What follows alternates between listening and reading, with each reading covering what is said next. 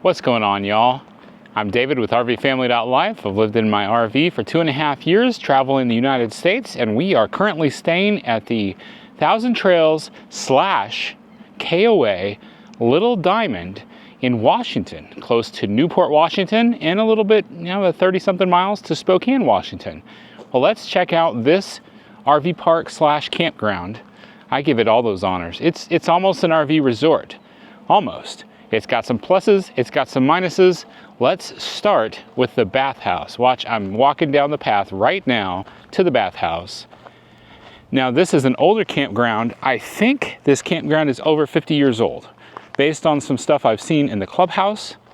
So there's a lot of older style stuff that was created and made for this park way before the big behemoth fifth wheels like ours ever came around. You got to be a little bit understanding of that kind of stuff. They have to kind of come back and do some expansions and whatnot. There's a lot of 30 amp at this park. There's a lot of smaller spots. Overall, there's no sewer. Absolutely zero sewer hookups. There's 2 dump stations, and apparently they're even having problems with those right now.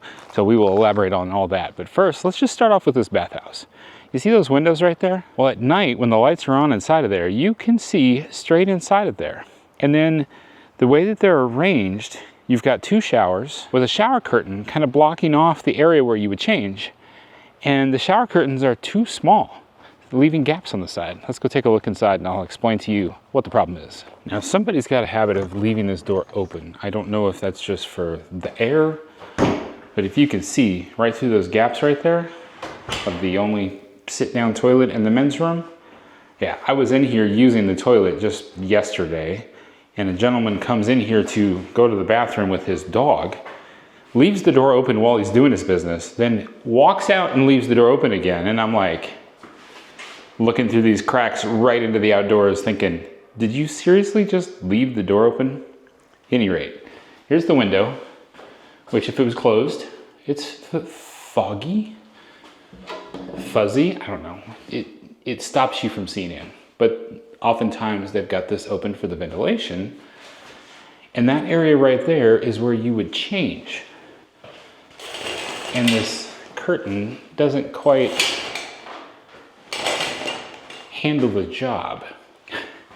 So you're in here to take a shower and you can just see right in, right out.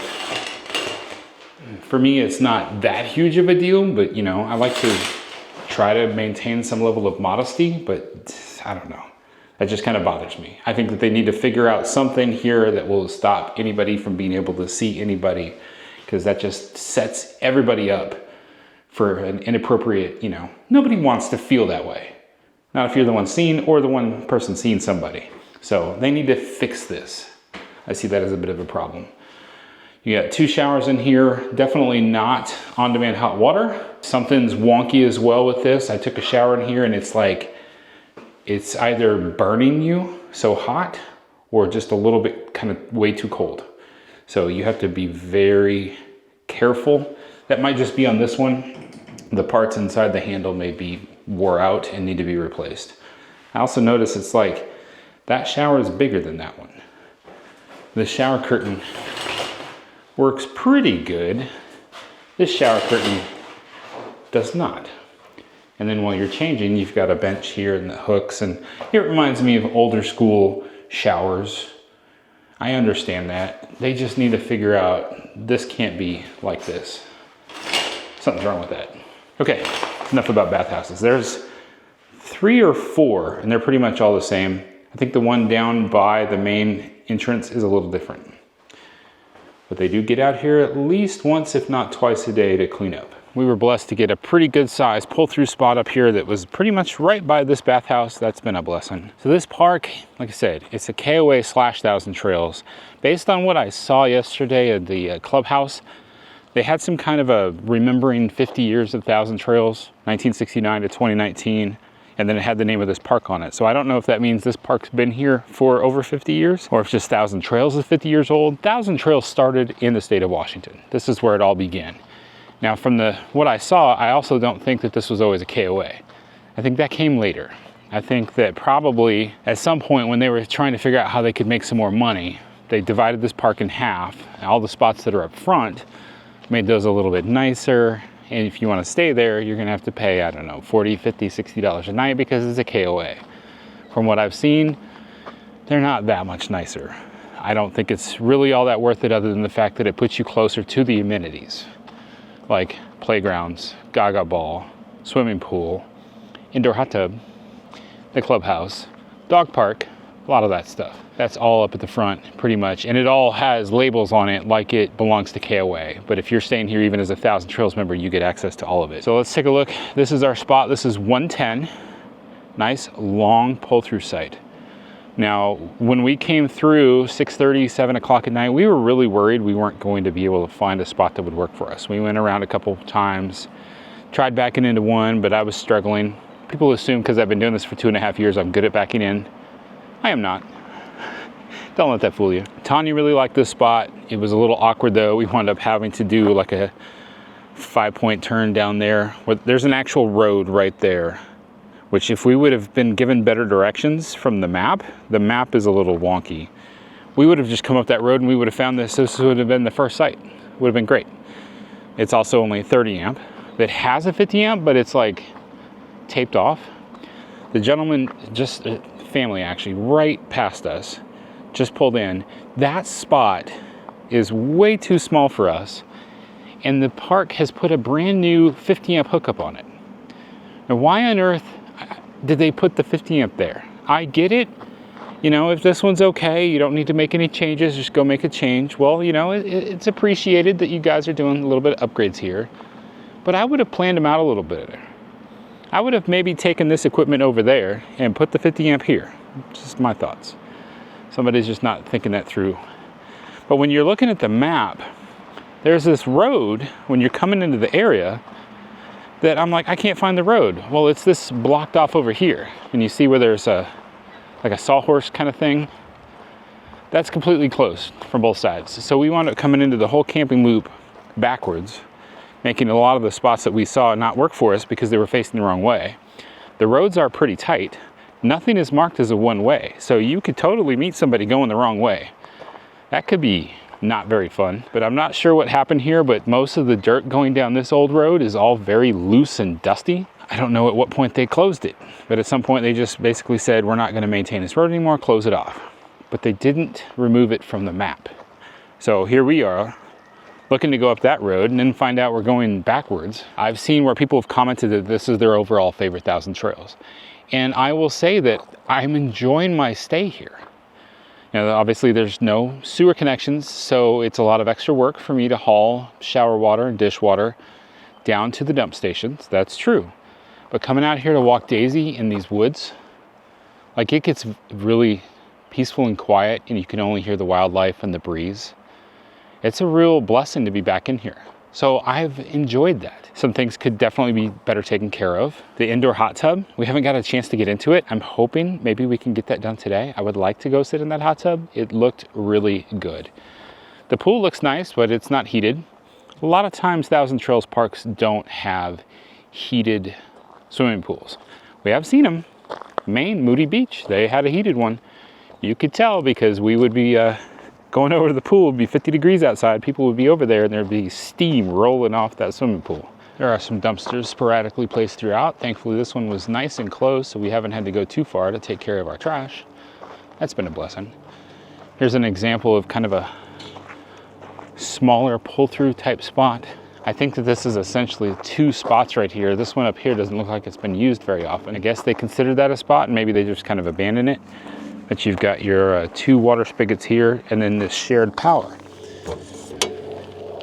There's 2 30 amp spots on it.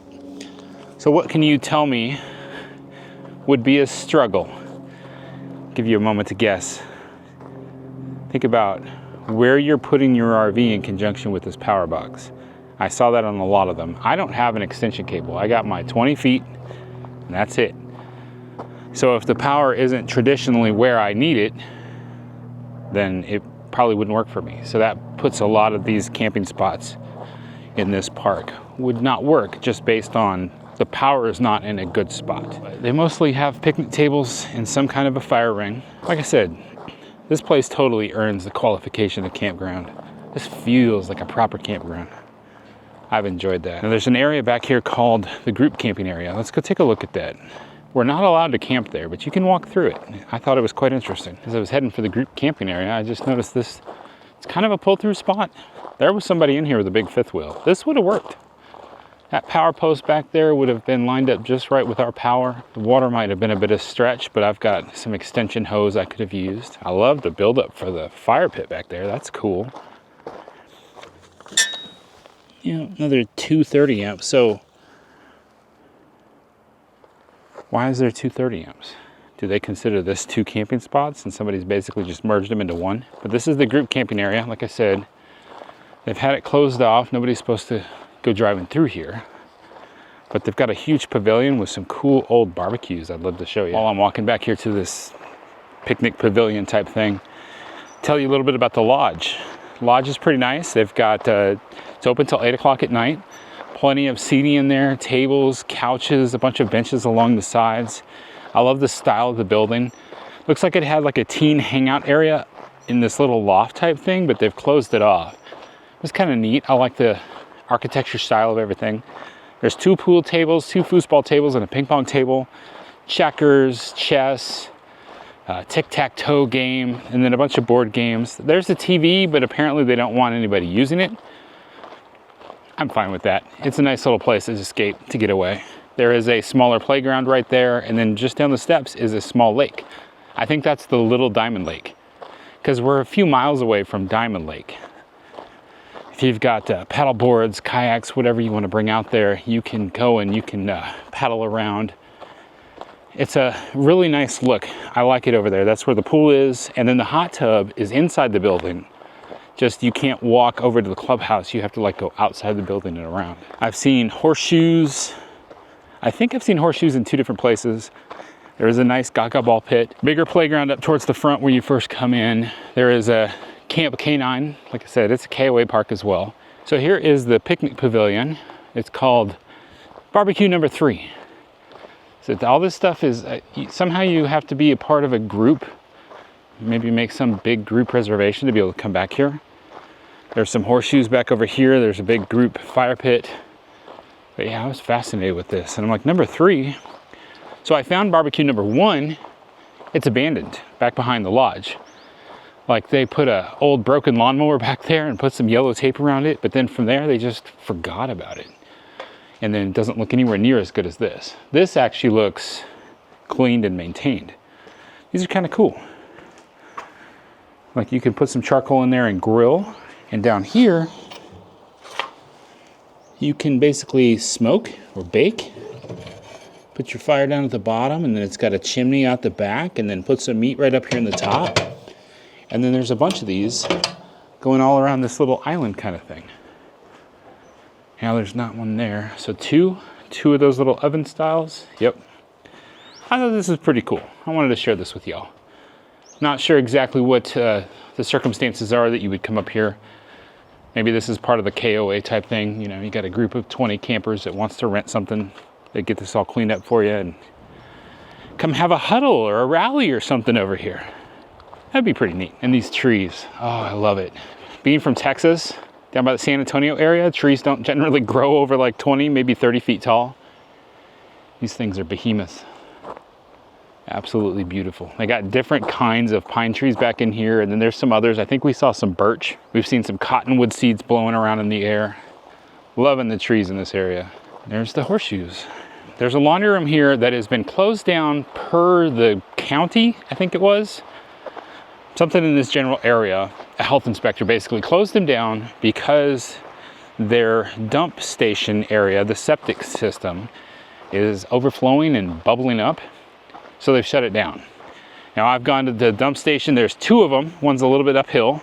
When I use the lower one, it acts like a clogged drain.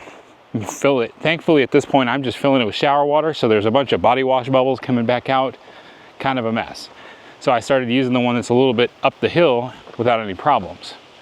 Chatting with another gentleman that stayed here, he was like, they need to either shock the septic tank or they need to pay somebody to come out here and pump it out. Either way, they're not doing it.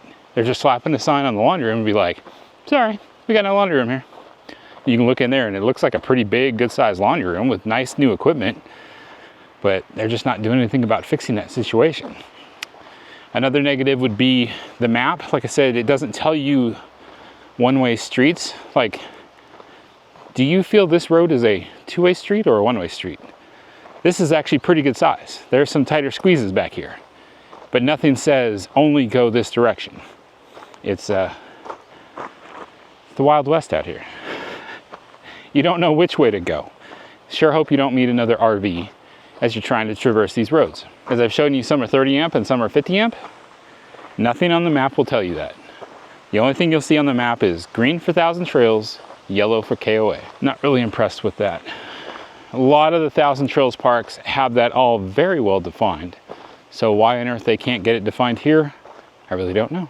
You can have packages delivered here. They do give you the, if it's pharmaceuticals, medicine, something of that nature, or I think RV parts, they won't charge you the $5 to receive the packages. There is the town of Newport, which is about 10, 11 miles away. It's an interesting town because it is split in half by the state line of Washington and Idaho. If you go to Safeway grocery stores, they don't supply you with free plastic bags. You can buy reusable bags or bring your own. If you go to the grocery store One Super, I can't remember. Supposedly it's 24 hours. We were really impressed. They're on the Idaho line, and so they have free plastic bags. You make your decision. We really like that grocery store. We're planning to head back there today to pick up a few more supplies before we go further inland into Washington. Also, right there on the Idaho side, there is a really nice, very large Ace Hardware, a Tractor Supply, and an O'Reilly Auto Parts. I needed some spare parts to get my pump working again so that I could pump out my shower water. The spring keeps overheating on me for some reason, the little spring inside. Anyway, I needed to go get some parts, found those at O'Reilly, was able to get things going again. All that to say, there's a good amount of shops and stores within 11 miles for you, whatever you need while you're staying here at the 1,000 Trails, KOA, Little Diamond Lake. Trying to give you a little bit of a glimpse of some of these other campsites and what they look like. There's a good amount of campsites here. There's just a lot of them are really much smaller. Harder for somebody of our size to use, but thankfully they're not too super busy here. I think even some of the smaller ones we could have made work. We couldn't have got the truck in. We would have had to park the truck somewhere else. That would have been weird. Now here in spot 110, the picnic table is further back, and then the fire pit is over here. Part of me wonders if this was intended to be 2 spots, but they covered up one of the power outlets on it. So it's like, we're just gonna take this. If somebody has an issue. Honestly, we have not seen that much staff come out here, other than I've seen some of the people, the cleaning crew on a go-kart headed down towards the bathhouse to clean it up. We're only here for 6 days, so we didn't do a full setup. Just I got more setup going as far as getting all of my water down to the dump station. Right now I'm waiting on the girls to take their showers so that I can get it all emptied out. And hopefully with only being here for 6 days, I can just empty my black tanks when I get down to the bottom of the hill when we're leaving. You good girl? Oh, here's Daisy. Hi, Daisy. And Skittle, she's out here hanging out. Skittle's not been feeling so well. She's come down with something. We are getting a little worried about her. We're having to move her around on our own. On our own, we're having to pick her up and carry her around because she's struggling. I feel sorry for her. Hopefully she'll make it to her 16th birthday, which is in September, but if not, we are prepared to send her off, let her go spend the rest of her life in heaven with Jesus. We love you, Skittle. If and when that happens, I'm sure I will let y'all know. All right, y'all, that's all I've got for this 1,000 Trails, KOA, Little Diamond Lake Campground, RV Park, Resort. Let's call it a resort, shall we? It's got an indoor hot tub. Just, there's some negatives that kind of drag it down, and there's some positives that really lift it up. Let's just call it a really nice campground. You call it whatever you want. I just hope that our review could help you. Let's cover one last thing, internet. So AT&T has done terrible here. T-Mobile in spots has done well, and our spot has been so weird that I have actually taken our T-Mobile home, which is still functioning, by the way. You can check out some of our other videos to learn more about why I bring that up. But instead of putting it over our TV in the fireplace where we normally do, I found that in our bedroom, T-Mobile got better signal. So it's currently sitting on my desk right by my work computer because it was about 10 megabytes faster download speed there. So that's functioning. I set Starlink up. It can get a spotty signal through the trees back here. I found something kind of good. What we're doing is anybody that's streaming television is using the Starlink. Because typically, like, Netflix works really well. If you've got some drops and pick back up, Netflix will kind of download ahead. It will buffer that, and you just get a fairly smooth viewing experience. And then I've just been using my T-Mobile primarily for work so that I don't get dropped there. I have noticed as I've walked around and done tests with my phone that T-Mobile has gotten better connections in other spots. We're fine. We made it work from here.